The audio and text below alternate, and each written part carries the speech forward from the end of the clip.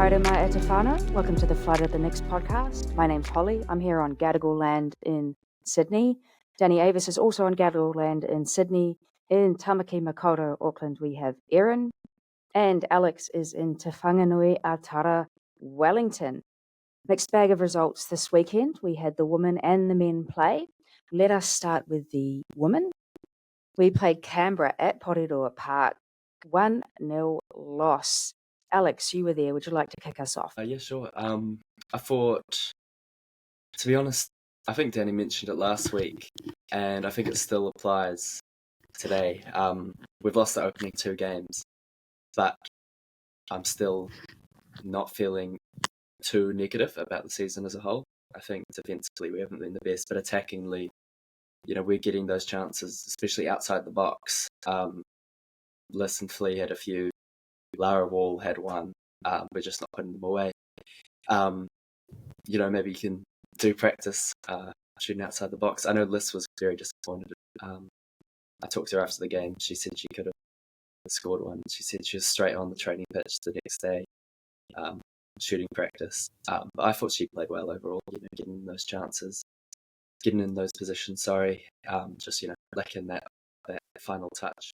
Yeah, it was, from my point of view, I thought we played pretty well. We were the better side. I think it's clear for anyone to see. We had the better chances. We had something like 18 shots.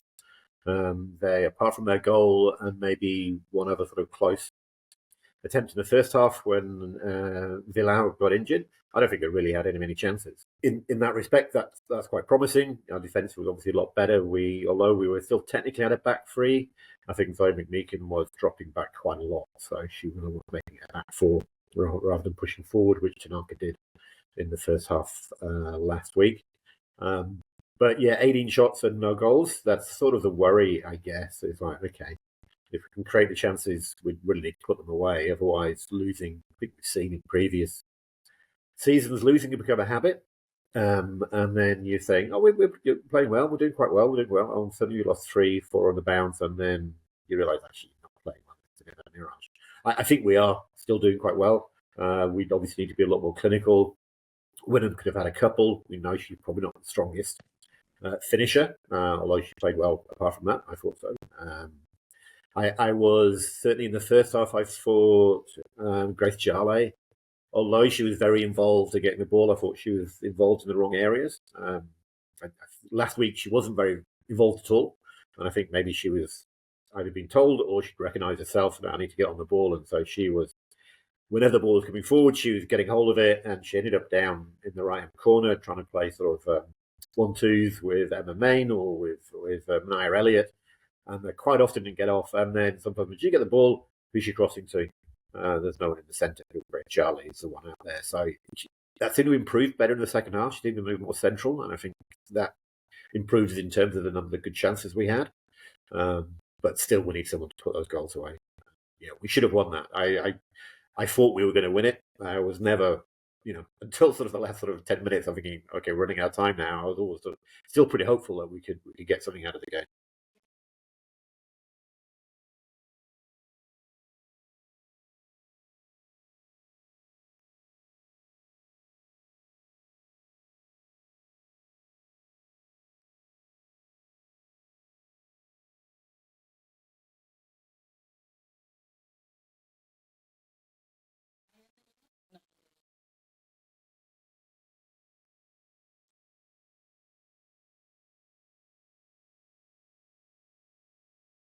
Just for a keeper to dive at someone's feet like that, and she did well to stop that goal, I think. I think Jale was looking quite effective where she was playing. She was getting the ball and she was beating players. The only issue is you kind of needed Jale on the end of Jale's crosses to do something with it, which wasn't quite happening. But the Canberra keeper, Sally James, she pulled out some absolutely top shelf saves from nowhere. Hit 2 good headers from corners that she managed to just reach out and hit away. And I think there was a couple others as well that she somehow managed to get something on it. We definitely should have come away with at least a point from that game. I think we deserved at least a point from that game. and if not the win, but hopefully that it's something that we kind of finally come into. The team is looking good individually. They're doing a lot of good stuff with the ball. They're beating players. It's just the link-up play isn't quite there yet. We're still, making some decisions that aren't quite working, and hopefully that just couple, more training sessions. Next game, it all comes together and we start getting the wins and start climbing the table. I think Lara Waugh's looking pretty good coming off the bench. I find that when she comes on, the intensity kind of changes quite a bit, and so I quite enjoy watching her kind of come in and change the dynamic a little bit. I do agree. I think it is really disappointing. I think our XG was 1.88, and to get nothing out of that is some of those shots that some were difficult. Like Elliot had a couple of volleys that weren't too far off that are quite hard to score, but we've had others that we really should have scored. And I guess we have shooting practice this week. It was great to see how we played the second half, as with last week. But the thing is, it can be too late at that point, especially if you've fallen behind. And we can't afford to drop these points. If we have a slow start, that bites us in the butt when we get to the end of the season, and it's time for, do you make finals and things like that. I think that's quite frustrating, especially at Fortress Porirua. The crowd sounded really good. I heard that the crowd wasn't that big, but again, Porirua Park, the atmosphere is amazing, so we could definitely hear that. Let's turn to the absolutely viral sensation that is Tiger Longo making his first appearance for the Knicks. Alex, I heard that they did a "Who Let the Dogs Out" chant in the Fever.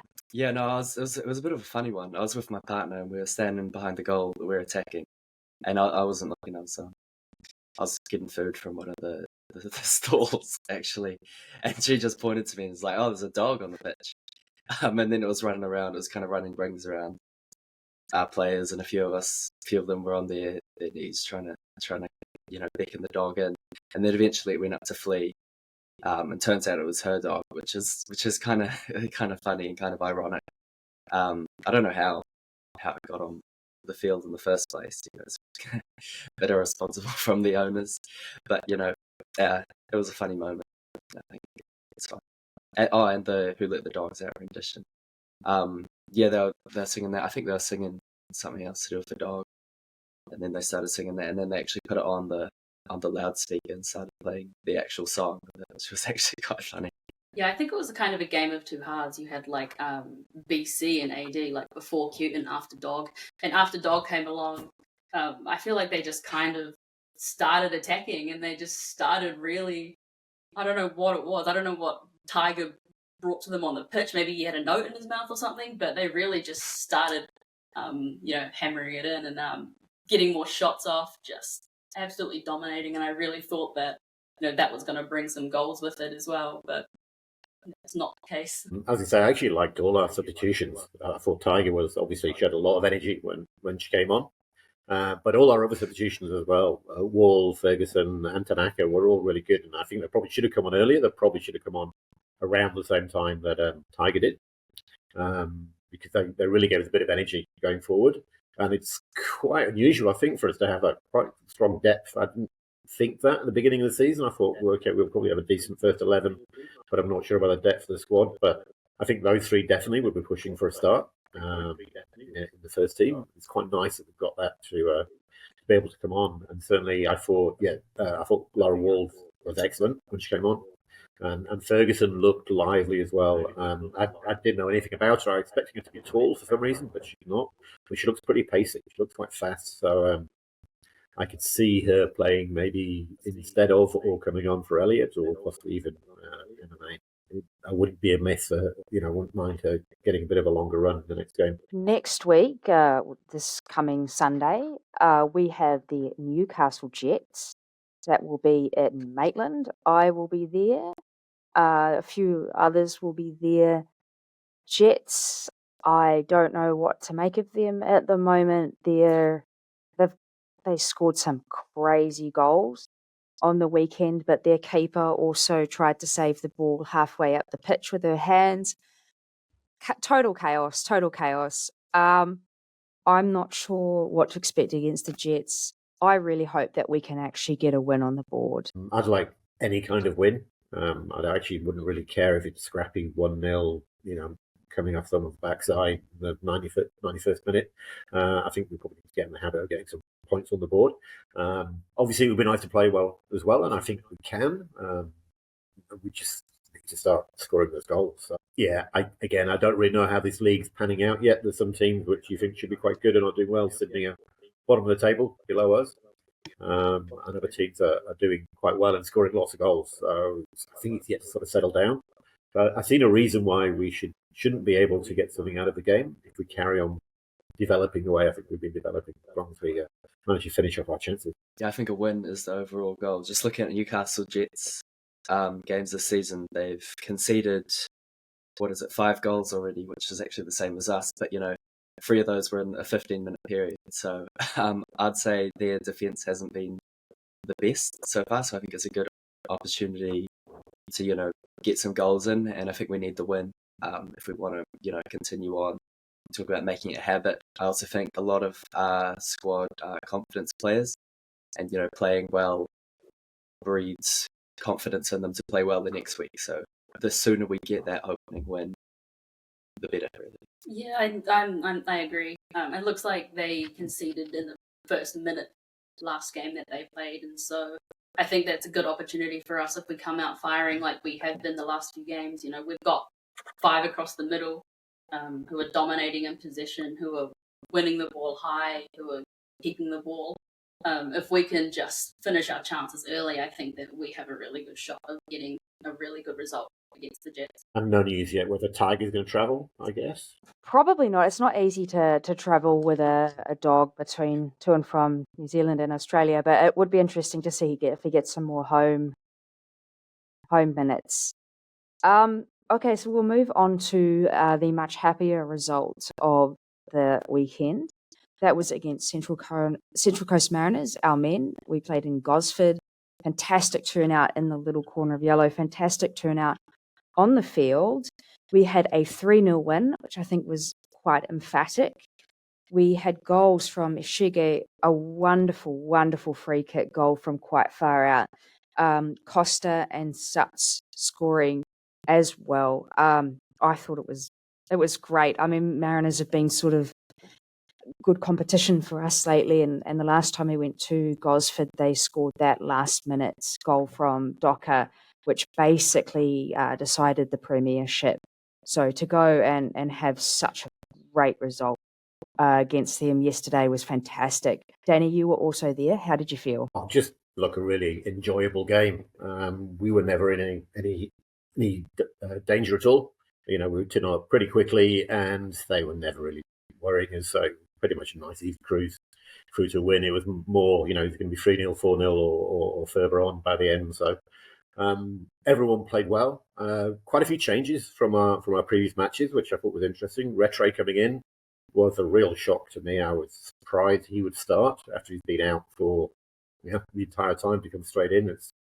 It seems quite bold from Chiefy, but I guess he knows how fit he is and how he wants to play. Similarly, Conchi being dropped, not even travelling, was a shock to me, because although I've not been the biggest fan previously, I thought Conchi's played well in the previous 3 matches. And I think we've been a better team when he's been on the pitch, generally. But clearly not doing what Chiefy wants, or Chiefy's got different ideas. We also completely mixed up our defence as well, which I haven't seen mentioned, and I'd love to have someone ask Chiefy the question. But previously we would have Sutton far left, then Hughes left central, Wootton right in the middle, Sheridan right centre, and then Payne on the far right, playing wing back, getting up and down the line. Mix it up completely. Sutton was still out wide left, but then Wootton was left central, Hughes as a central defender, Payne standing behind him, and then Sheridan was basically playing on the wing back position.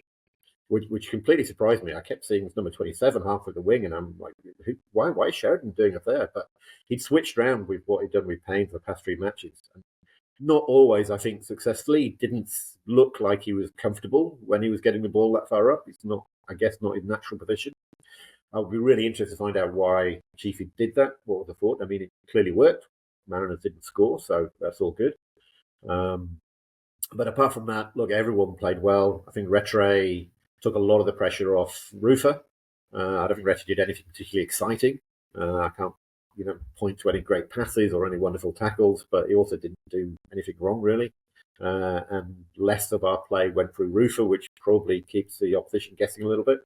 I thought the 2 Japanese players were probably the pick of the bunch. I thought Hasegawa, again, maybe because Retre is taking a bit of the midfield burden off him, was excellent, linked up so well with Ishige, who had probably his best game as well. The free kick notwithstanding, he was great all round with the assist as well. And just a really enjoyable match to play, to watch. Again, we were always going to win.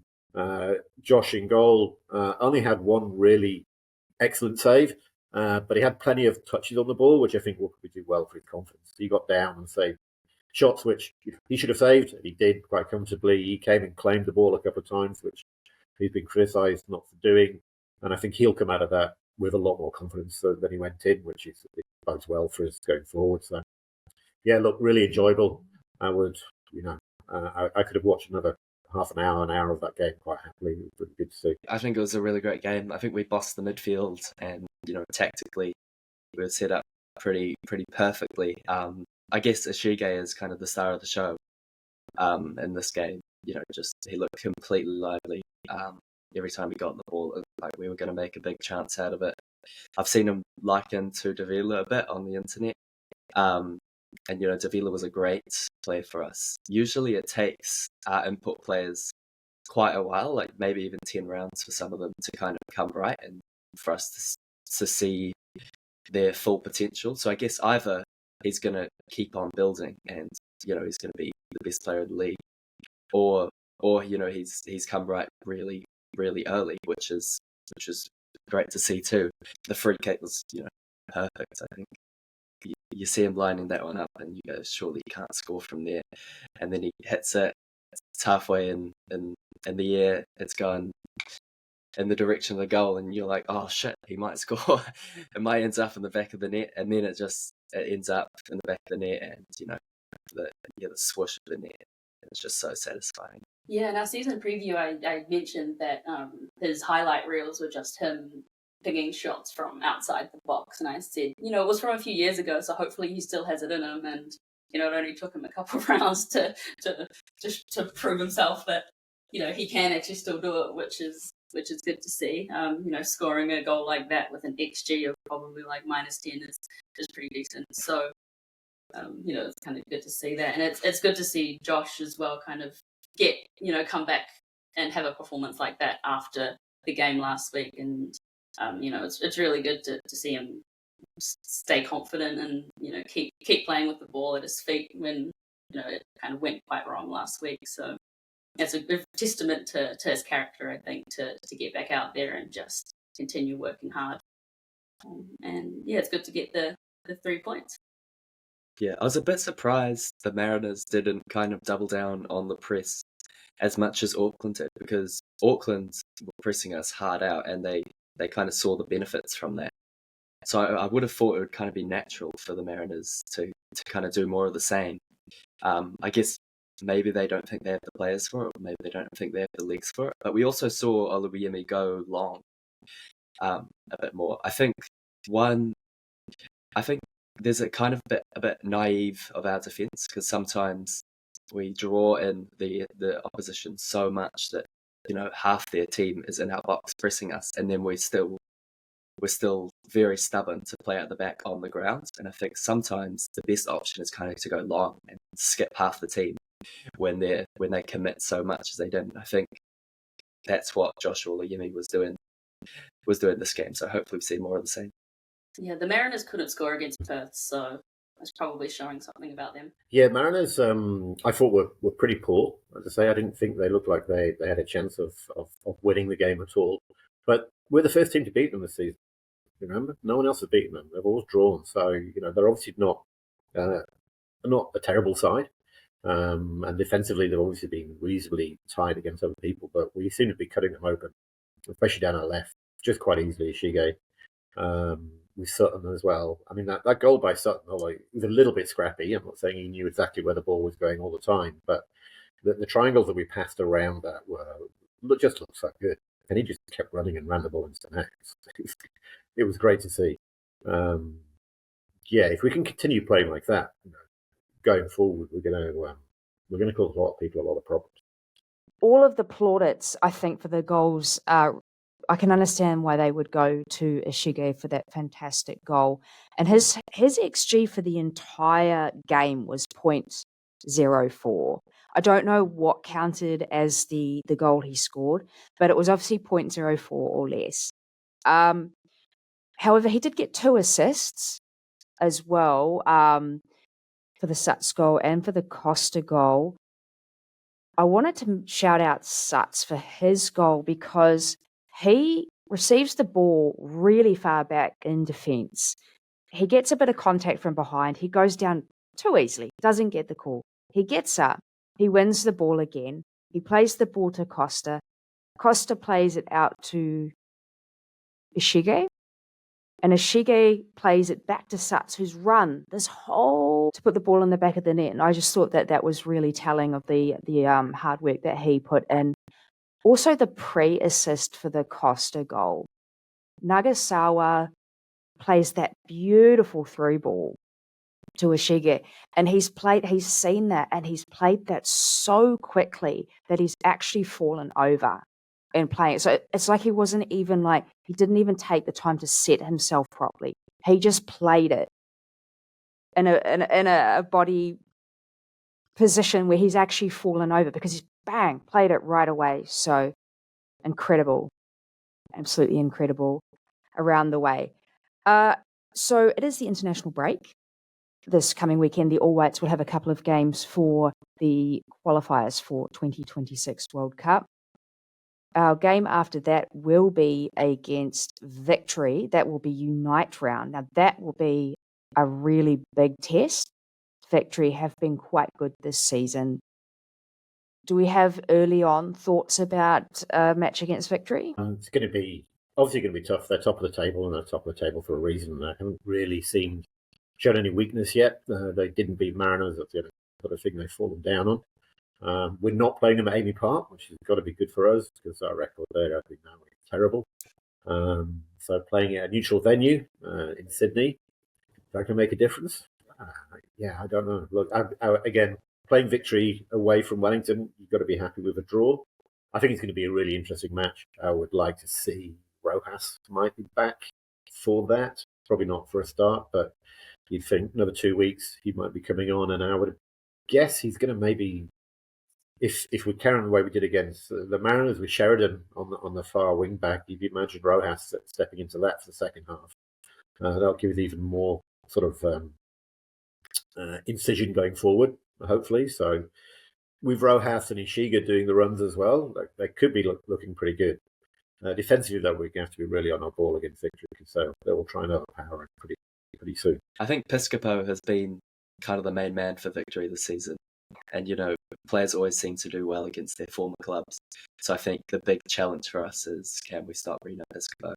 I think we got to kind of commit players to defence and kind of overload that box in defence because we've seen him just dribble around players and then flick it to someone else for a tap-in. I think Valupale scored one of the goals in the weekend like that. So, Piscopo really.